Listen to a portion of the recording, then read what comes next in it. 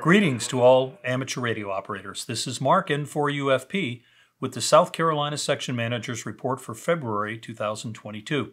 Please remember that the South Carolina Section website can be found at ARRLSC.org, where my full report can be found, as well as up-to-date information on amateur radio in South Carolina.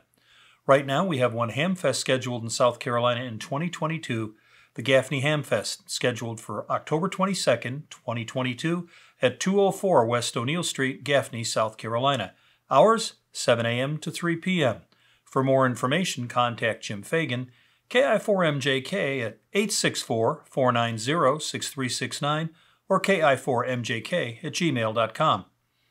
Two members of the Columbia Amateur Radio Club, Jim Lathan, W4JLP, and Ted Clayton, K4TLC, recently completed two video segments that discuss the basic needs of emergency communications.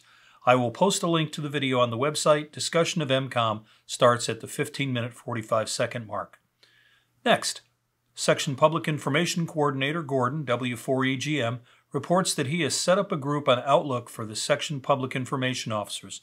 Anyone wishing to be added to said group should send an email to w4egm@outlook.com. 55 amateur radio operators from North Carolina, South Carolina, and as far away as Tennessee met in Cheraw, South Carolina on March 5th to support the annual Sandblast Rally. On the same day, Grand Strand Amateur Radio Club provided support and equipment for the annual Myrtle Beach Marathon. During the statewide emergency test on March 19th, amateurs provided equipment and volunteers. The total value of the equipment and the 1,800 volunteer hours was just under $99,900. ARRL Public Information Officers and Public Information Coordinators are eligible to receive the Philip McGan Silver Antenna Award. To get more information, visit the ARRL website and search on McGan. Federal Communications Commission released a public notice on March 23, 2022, which announced that the new application fees for amateurs will become effective April 19, 2022. The new $35 fee will apply to applications for a new amateur radio license, modification, renewal, and vanity call signs. However, administrative updates will continue to be free. It is the applicant's responsibility to pay the fee to the FCC within 10 calendar days of the FCC's receipt of the application. Further information and instructions about the FCC application fee are available from the ARRL VEC at arrl.org/FCC-application-fee.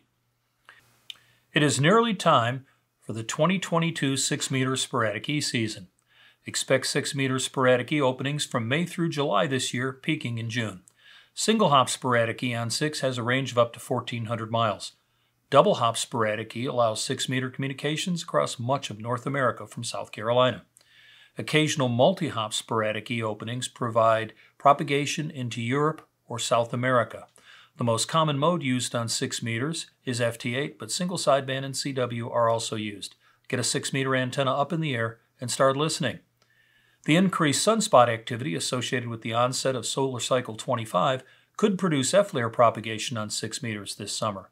When F-flare propagation is active on 6, operators in South Carolina will have no trouble working Europe, South America, Alaska, Hawaii, and potentially even Australia and New Zealand stations during a strong opening.